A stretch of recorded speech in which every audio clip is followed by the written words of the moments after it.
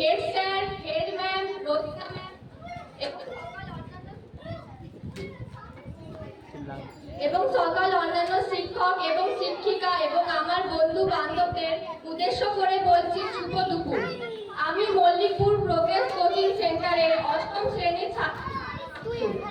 আজ 15 আগস্ট ভারতের স্বাধীনতা দিবস। এখানে উপস্থিত সকলকে জানাই আন্তরিক শুভেচ্ছা। আজ আমরা এখানে 79তম স্বাধীনতা দিবস পালন করার জন্য উপস্থিত হয়েছি।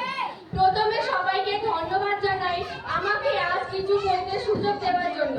প্রায় 200 বছর ধরে ব্রিটিশরা এই দেশকে শাসন ও শোষণ করার পর উপনিবেশিক শাসনের বিরুদ্ধে দীর্ঘ সংগ্রাম ও শত শত বিপ্লবীর আত্মবলিদানের মাধ্যমে 1947 সালে 15ই আগস্ট ভারতবর্ষ স্বাধীনতা লাভ করেছিল।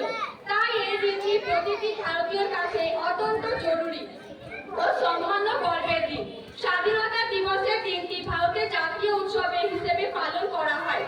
আপামর ভারতবাসী কৃতজ্ঞ মহাত্মা গান্ধী, ভগৎ সিং, ক্ষুদিরাম বসু, নেতাজি সুভাষচন্দ্র বসু, বাঘা যতীন প্রমুখ ব্যক্তিবর্গের কাছে যারা আমাদের দেশকে স্বাধীনতা এনে দিয়েছিল।